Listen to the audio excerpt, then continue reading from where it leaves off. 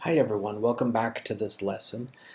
Today what we want to talk a little bit about are common deductive argument forms. So up till this point we've learned the distinction between deductive arguments and inductive arguments. We're going to set aside inductive arguments till the end of the course. Now later on we will talk in greater detail about deductive arguments when we get to symbolic logic. For now though, what I wanted to do though is learn some of these or at least commit them to memory, because what we're going to find is that these four valid argument forms, first of all, they're argument forms that we see a lot. And they're not to say that they're the only ones, but they are the most common. And what we want to do then is, because they're so important, we want to memorize them, or at least start to memorize them now. And then memorizing the forms now will make things a lot easier later on when we get to the section on symbolic logic. So in other words, you'll have memorized them, and so then when we introduce them or do things with them, well, you already know them, so it's not as difficult to learn that material. Now, the four argument forms that we're going to learn in this lesson are disjunctive syllogism, modus ponens, modus tollens, and hypothetical syllogism. And so I suppose that's good news. There's only four of them. However, before we get started, I wanted to talk a little bit about some study tips. Because one of the things that sometimes happens is that people will assume that it's good enough to just, for example, watch this video and maybe do some practice and then not do anything else until they take the first test or a midterm or something like that. And really we want to approach this differently. So first of all, it's important to realize that logic shares important relationship with math, and at some point they actually merge. If you think about it, what we're doing here is we're working with abstract concepts and we're working with logical relationships. And as you know, in math, that's pretty much what we're working with there as well. Abstract concepts, logical relationships. And for that reason, we want to use some of the same study methods in logic and actually in philosophy that we would use in math. So I recommend, you're going to see our four argument forms. We're going to go through them. I'm going to give you some examples. After this lesson, you'll have a quiz where you'll basically be asked, you'll be given an argument and you want to say, okay, is this argument modus ponens or modus tollens, or is it invalid? And what I want to say is, one, you want to get some flashcards and practice your four forms. And in fact, I recommend doing a little bit of practice on this every day. Okay, and in some cases, it may even help you to do the practice more than once per day. Also, the quiz that you're going to find associated with this lesson, because you can do that lesson more than one time, I recommend, again, try doing it once per day until you've got it cold, you've got it down. And one way to think about this is, imagine or go back to when you were, say, in third grade, fourth grade, fifth grade, and remember when you were learning your multiplication tables. So for example, if I were to ask you, what's 3 times 3, I'm willing to bet without thinking very hard about it, you can tell me the correct answer. It's 9, right? Same thing with 4 times 4, 5 times 5. You think about the type of studying you did back then, you want to do something very similar here. Okay, so go through your modus ponens, go through your modus tollens, disjunctive, hypothetical, go over these again and again. And in fact, if this were the in-person course, and you were taking the in-person course with me, once I've done this lesson, what I like to do is I like to call roll, and at the beginning of class, and every student, when I call their name, they have to give me one of these four forms. So, I might call on Sam and say, okay, Sam, give me disjunctive syllogism. And, Sam has to give it. And then Sally has to give modus ponens. Wayne has to give modus tollens, and so on. And what happens is you have 40 students in a class, and that's 40 reps that you would be getting.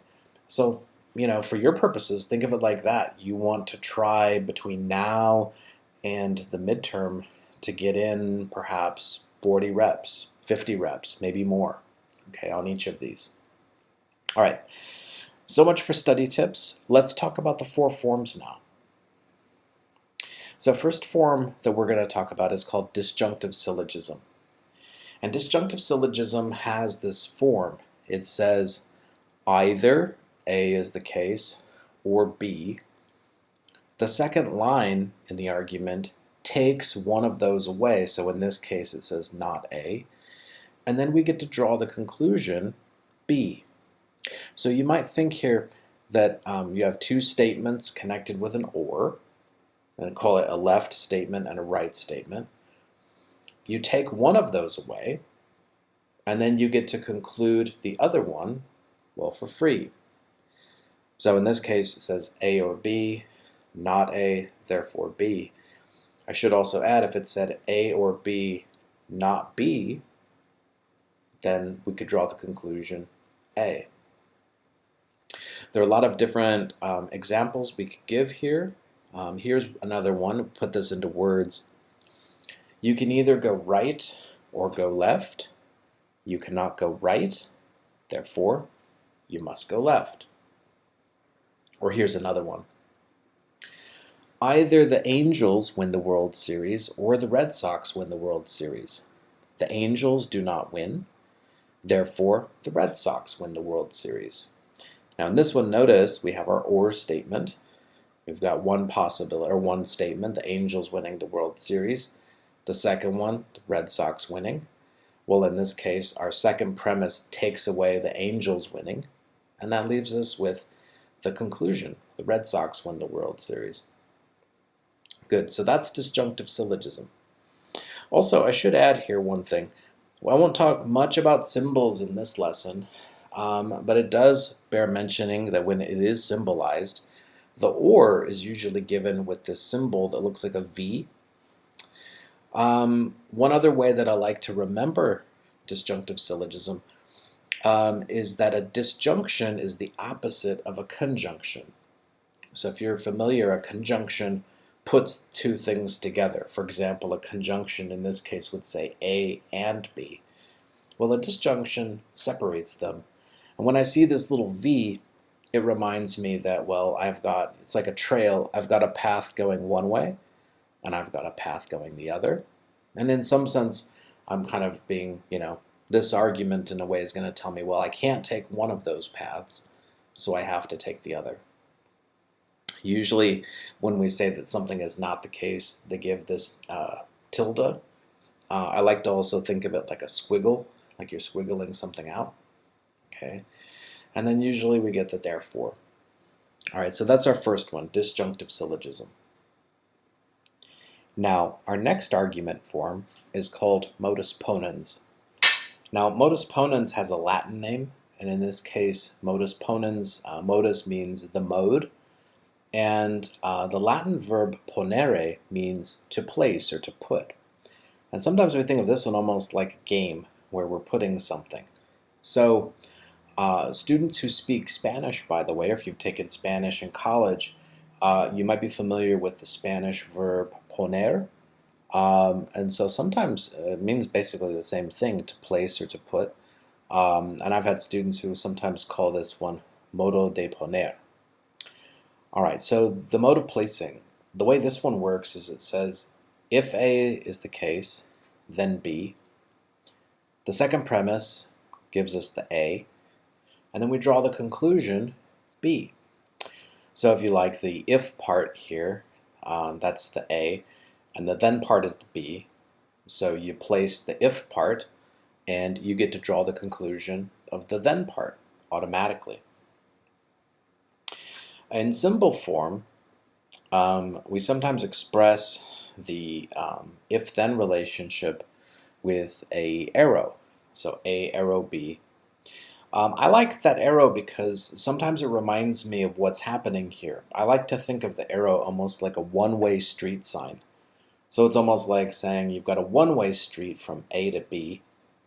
Well, you place something at A, so therefore it automatically gets to go to the end of the street to B. Here's an example in words. If the car is parked on the street between 8 a.m. and 10 a.m., that's our if part, then it is parked illegally. And there's the then. If the car is parked on the, the second premise says the car is parked on the street between 8 a.m. and 10 a.m., therefore, the car is parked illegally. So in this case, we get that same relationship that we saw before, right? If something, then something. We have the if occurring in the first or the second premise, and we get the then as our conclusion. Now I want to talk about the third argument form, and that's what we call modus tollens. Now modus tollens, in this case, modus, the same thing again, mode. Tollens, or tollere, means to take away. So in this case, right, it says if A, then B. So in this case, it starts off the same way. We get an if-then statement. But in this case, what happens is we take away B. Therefore, we get to go back and take away A. Now, one thing here, modus ponens and tollens and other forms like this are in Latin. I find it actually helps. I mean, if you've read the Harry Potter books, you know that all the spells are in Latin. So sometimes it doesn't hurt to shout them out using the Latin names. Modus ponens, modus tollens. And if you want to add an Expelliarmus, go for it. Now, in an example in word form, it would say something like this.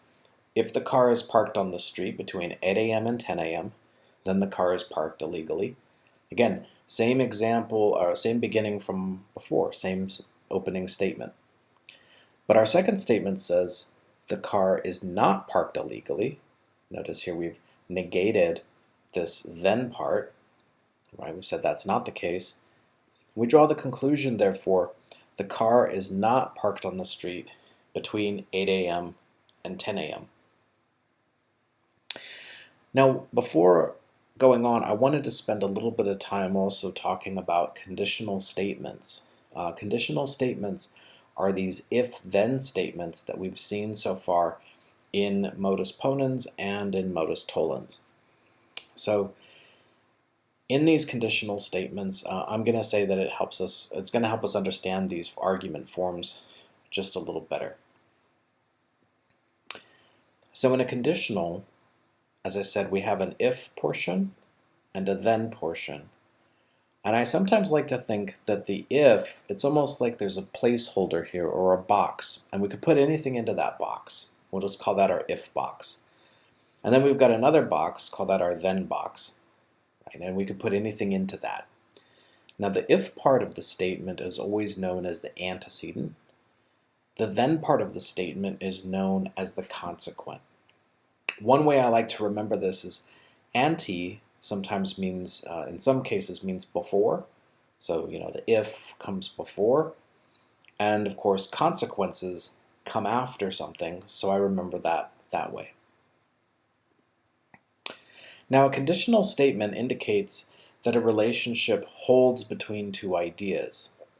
But it's very important here, a conditional statement makes no claims about the truth of the components by themselves. But what a conditional says is that if the antecedent is true, then the consequent is true. For example, if we go back to our earlier case, if the car is parked on the street between 8 and 10, then it's parked illegally. We're not actually saying yet that the car is parked on the street. We're just saying if it's parked on the street, then the car is parked illegally.